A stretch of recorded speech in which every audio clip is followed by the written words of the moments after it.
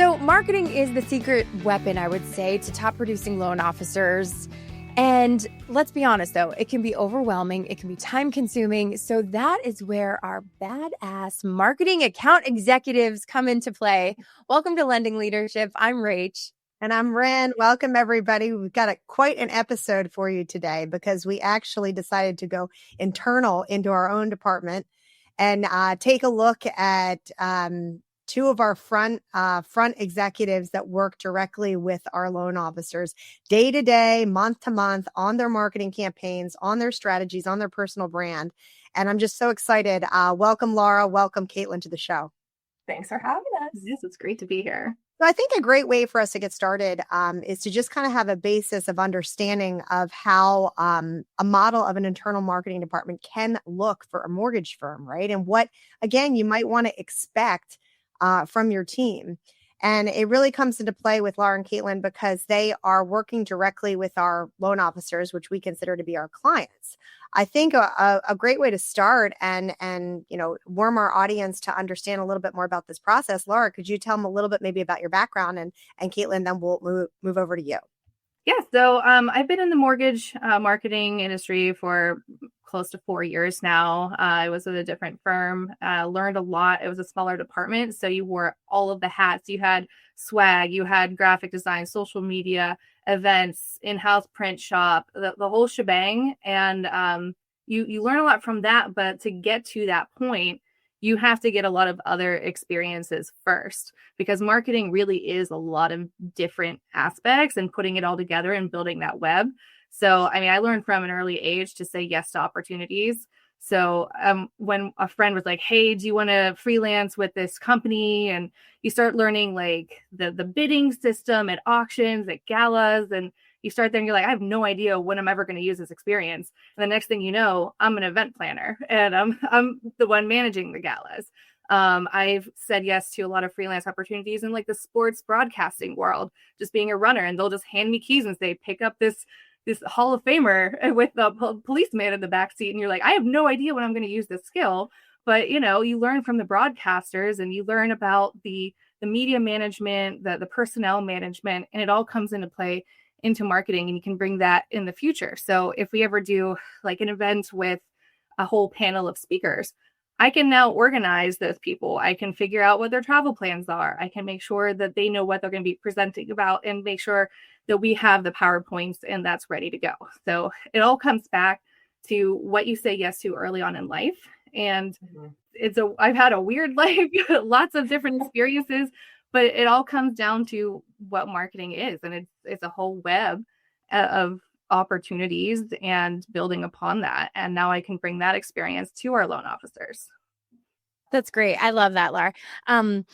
What you say yes to, oh gosh, that shapes, that's everything, right? Your experience, you never know what's going to be connected, what one thing is going to lead to, and what door that's going to open for you, and how that's going to fine tune your skill set. And that's great. That's great. Caitlin, why don't we go to you? Yeah. All right. Well, I've been marketing within the housing industry for about 10 years now. When I was a fresh baby out of high school, I decided I'm going to be a real estate agent. So for a hot minute, I was a real estate agent, and I was a very successful one, surprisingly, for such a young age. I'm surprised myself with that. But what ended up happening is other agents started noticing that my marketing was really hitting home with my audience, and people were resonating with it, and it was getting a lot of traction. So I started making my money off of other agents' commissions. Every single deal they had, I would get a portion of it because I did their entire marketing suite. They'd take me with them to pitch to their sellers for their big listings. I would woo them and, look at all these things we're going to do. Go fast forward, a loan officer that I worked with a little bit said, hey, we actually have a position opening up that's very similar to what you're doing.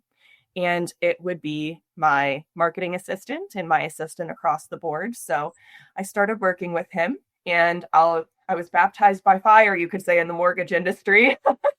I learned a lot very, very quickly, and I kind of started running from there. And I eventually became a part of the headquarters marketing team at that broker I was working at. And that's where I met Laura. Yep. And we started our work wife life, as we like to say. Yes. So she actually is the lovely lady that brought me here to HMA. She said she was having such a great time that I should jump on over and get to know our lovely loan officers here and help people with all of their marketing. So I've been doing that for I've been here since January-ish, but I've had a phenomenal time so far. And I'm very excited for all of the goods that are in store this year. That's awesome. You guys have brought so much experience, I feel, into the team and directly and specifically working with loan officers. Let me ask you, as we start getting into this a little bit, what are some of the most common questions that you guys hear from loan officers regarding their planning and their marketing when you're diving in and doing those consulting calls? A really good one that I keep getting, and it's unexpected, is how do I not suck at social media? This seems to be the most common, not gonna lie. Honestly, and it's phrased like that too. And you got to start with a mindset shift. It's not, why do I suck at social media? I never look at social media and I'm like, this person really, really sucks at it and they're terrible. No, if they're getting interactions, nobody cares. Laura, what are you seeing? That's definitely a common one, and especially in terms of like adding more video content on a social, because that's richer content than a static graphic. So we'll walk through a lot of like best practices for recording and ideas. And I mean, it's a lot of conversations of just starting somewhere. You need to just start. Like, you're not going to get it right. If you're not comfortable in front of the camera, just sit there and talk to it like a whole bunch. Eventually you'll get it right. But you're not going to get it on the first try. Just sit there, practice, and eventually just talk about what you know. I mean, you're knowledgeable. You can do it in person. You can do it in front of the camera. So it's one of those conversations with social media. A lot of like, how can I be different from everyone else? Is like, well, you are a person who is different from literally everybody else on this planet.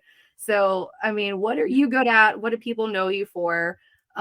Just leaning into that is a really good topic, and it's a little self-reflection, and like we get deep sometimes, but it's helpful, I think, because they takes them back to basics, and I think it really helps to be like, oh yeah, I should probably be talking about this thing more. I'm like, yeah. Or like, if you have family, like, talk about them, humanize who you are as a person and not just like your title. I think mortgages get really scary, and I'm like, show ways that you can be more human, more personable. And I think that's a really good place for them to start. And that kind of builds into like their event planning as well. Cause they're like, oh, well, I'm introverted. I can't be speaking in front of crowds. Like, yes, but you can go and invite them to the bar. You can invite them to other things. You don't have to your comfort zone and then build up. Yeah. So it's a lot of event planning, a lot of social media strategizing right now. And probably a lot of therapy, it sounds, too. Hand holding and assuring you have the power. You've had the power all along, putting on your Glinda the Good Witch hat of you've had the power all along. You can do this, which is so funny because that is in so many different categories of life. And I'm sure the loan officers, I know that the loan officers that you're talking to, they're from all different backgrounds. And it's funny that those are the two main things that you're hearing, regardless of someone's background. And I do think it's interesting to say, you guys are seasoned mortgage marketing strategists. You are in no way in a customer service. I mean, yes, you're in a customer service role, but you're not a customer service generalist. You are really focused and your craft. And so I love that you're helping people with very, very specific parts of their branding, parts of their business that they're trying to build upon, but then also the very simple things too of how do I not suck at social media? Corinne, I have a question for you, actually. Oh, I want to know, as our VP of marketing, when did you decide that this kind of a role that Laura and Caitlin are in for this marketing account executive, when did you say, we really need somebody in this role? Like, what was it that was the catalyst to bring these two awesome ladies on? As I kind of saw the mold and structure of the department forming and, what we wanted, what the partners wanted from a strategy, service, counsel, support standpoint for our loan officers, I actually built the structure just based on a previous company that I worked at. So there's a little secret sauce. So there was a agency that I worked at previously that I felt had a very strong business model. And I literally just took the exact business model and applied it internally to our department here at the company.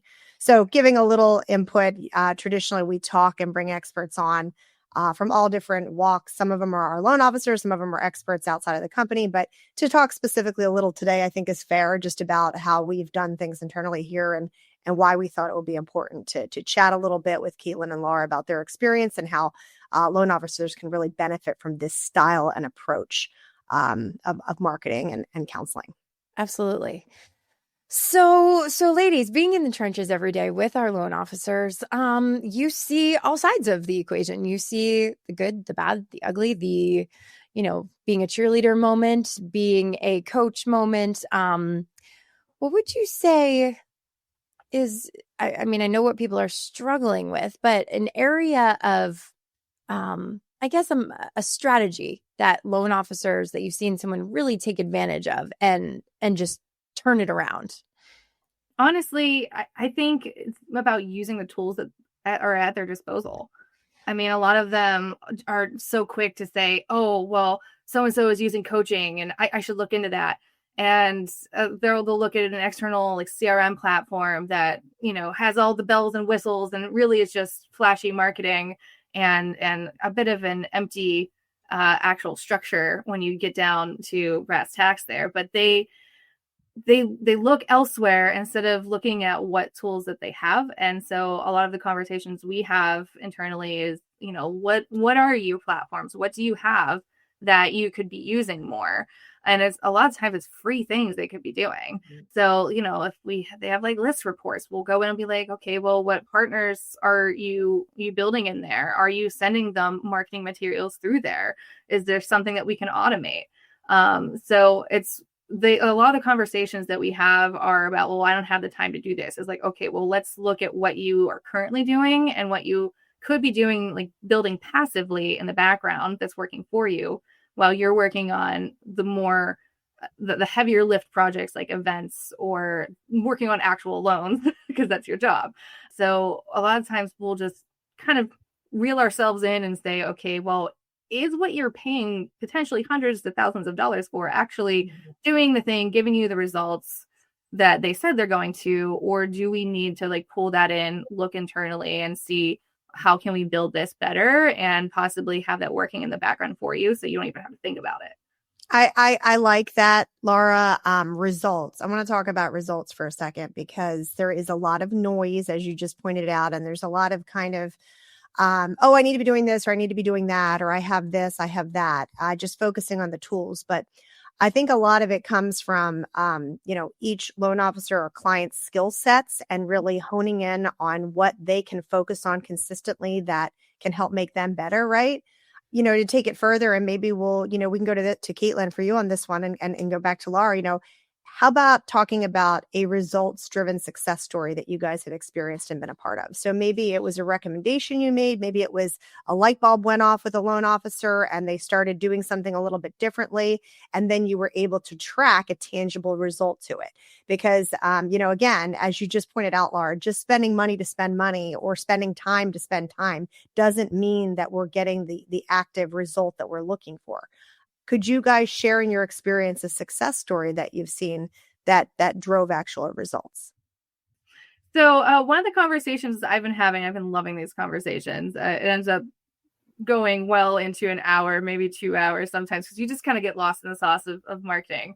But we'll strategize about like what is actually being marketed. Are you marketing too many things? Are you confusing the audience? So we'll hone in on like, this is your mortgage business. You may have other skill sets and they may tie into that. And we should highlight that, but in a very intentional way. So I've worked with this person. I built a whole brand strategy out for them. I kind of did an audit of their social media.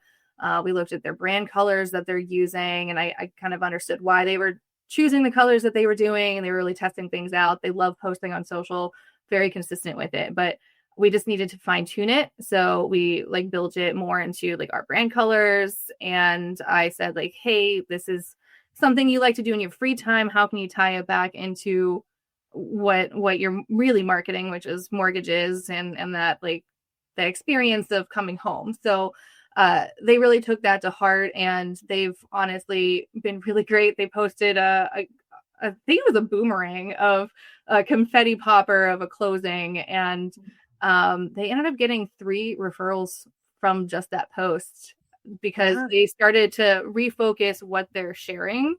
And I think it's really helpful to just get back to basics and say like, this is the client experience. Like, this is what you're selling. It's not a product, but it's more of like the experience, the feeling of, oh, in this community, this is a really great restaurant you should be going to. And they'll highlight the food. They'll go and experience it and say, this is an amazing dish. Or they'll say, hey, like, did you know there's a gym that's right in the community? It's a really great place. I've been there. Highly recommend it. So they really like deep dive about their community to be able to sell it. And that experience is going to work a lot better for clients and honestly for realtors, because they show that they're knowledgeable instead of just being like, hey, here's a loan product. It's more than that. So really leaning into your hyper local niche and your area, showing that you are the local expert that is going to take care of your community members. You are not just some Joe Schmo from another state that's never visited this area before. You are lending in your community, you are building community ties, and you are growing it. And when you are a community leader, people trust you, and they're going to come to you for your industry partners as they want to be your referral partner or partner with you for an event. But then you also have your consumers that coming to you immediately because they trust you off the bat. And then you're able to take those people and your consumers and give them to your industry partners. And again, those partners are part of the community. It's one big ecosystem playing off of each other. And it's also just creating a better place in the world. That's really what the housing industry is about. It's about people. It's about connection. It is about sales, obviously. But really, when it comes down to it, if you're not a people person, are you going to have a great time? You need to lean into your people. I like that. I like that community tie-in, Caitlin. I so agree that, individuals want to work with people that they know, like, and trust. And trust does come from the ground up on a community level. So I love that you're working directly with LOs on how to kind of get that out of them and see how they fit specifically into their community with connections and relationships that they already have. And it's authentic. They're not faking it at any point. It's 100% real. And people aren't looking at the social media and thinking, oh, you suck at social media. No, what you put out is authentic. It will resonate with your people, and it's just fine. Yeah, and I love the point that you brought up too, Laura, about you might be good at so many different things, but what is your marketing? What are you saying by what you're putting out there? Are you confusing your audience? And I think that's probably a problem across the board where, we think we just need to put everything out there. Well, I think we can diversify. You can have playful posts or, playful marketing that talks about your family or extracurriculars that you like to do. But when it comes down to the nitty gritty of what you do, the service you provide, to make sure that the message is clear. Because how many times do you know somebody and you see they're very active, but then you might not give them the referral because you didn't actually know that they were a mortgage lender. You just thought they were the coach or the person singing in the choir at church. This is a true story. We didn't know they were an actual mortgage lender because they never put that side of them out there, and it was confusing. So, so those are really, really great points, ladies. What would you say, Caitlin, since you're newer in this role than Laura, what would you say is one thing that surprised you? I think it would be how easy it is to trick our loan officers into learning the hard thing by just doing it organically a little bit at a time in a way that they needed to do. Say it's make a flyer, run a campaign, touch base with industry partners. It's really breaking it down from the get-go, the little baby bits, and making it bigger and bigger and forming the idea with them. And it happens in such an organic way that it takes the fear out of it. And I was really surprised how we were able to do that so quickly. It's been great. I love that. Hopefully no one actually from our team listens to that answer. They're gonna be like, oh no, they're deceiving us. Well, they know. I tell them. Humor too. They do. So I love it. How about you, Laura? Did anything surprise you? Oh, probably how much I can talk without losing my voice. I feel like I'm slowly. Chatty you are. I would probably say like how receptive everyone is to like what I'm suggesting and actually seeing them learn from it and like put it into action. I mean, I've learned a lot of different skills over my career. And again, like I had no idea half of it would even be relevant today. Yeah. But then I come into conversations and I'm just like, oh, you know what, this is actually a really good use of like this specific tactic. And I'll suggest it and they'll go for it. And I see it in action. I'm like, oh, I'm so glad like they listened to me, because I mean, you can lead a horse to water, but if they don't drink it, like they're nothing. Very good points, Laura. So, very good points. Yeah. So like, I'm just really surprised at like how receptive they all are, and like they learn from it, and they're coming back and be like, oh yeah, like my realtor loved this. Like I need to be doing more of this. And that just motivates them to keep going and to like dive deeper in our marketing conversations. So I really appreciate everyone being like a team player and just being into it.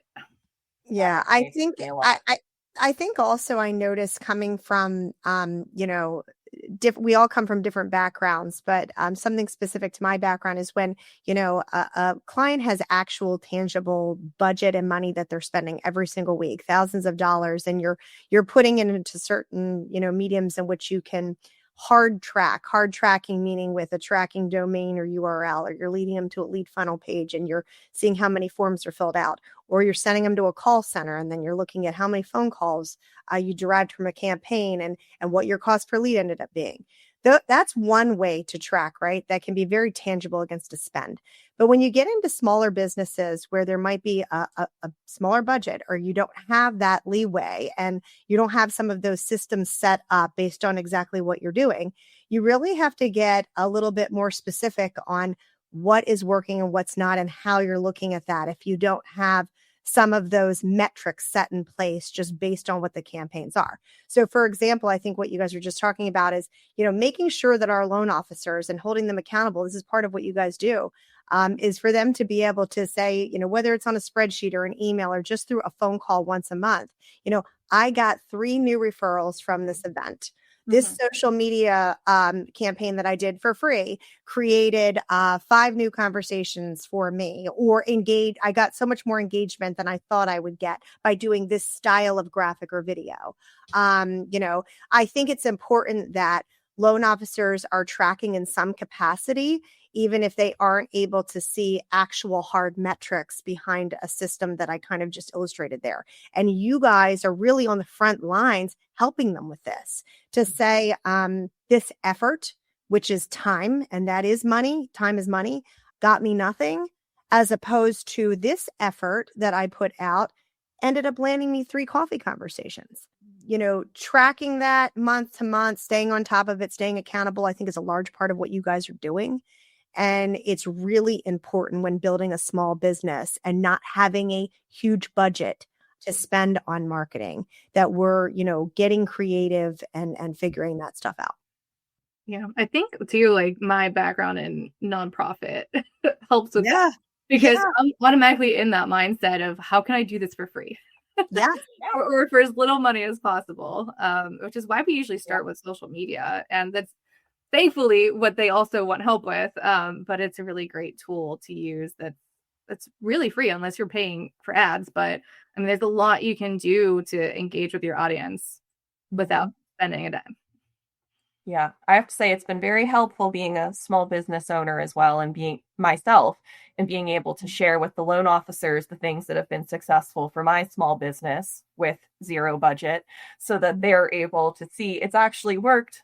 Caitlin's done it. I'll send them little reels and voiceovers that I've done, teach them how to share links on Instagram, and all just those little things that add an extra zhuzh to it. Adding as a collaborator on Instagram so that you show up on the collaborators' feed instead of just a tag, all those goodies.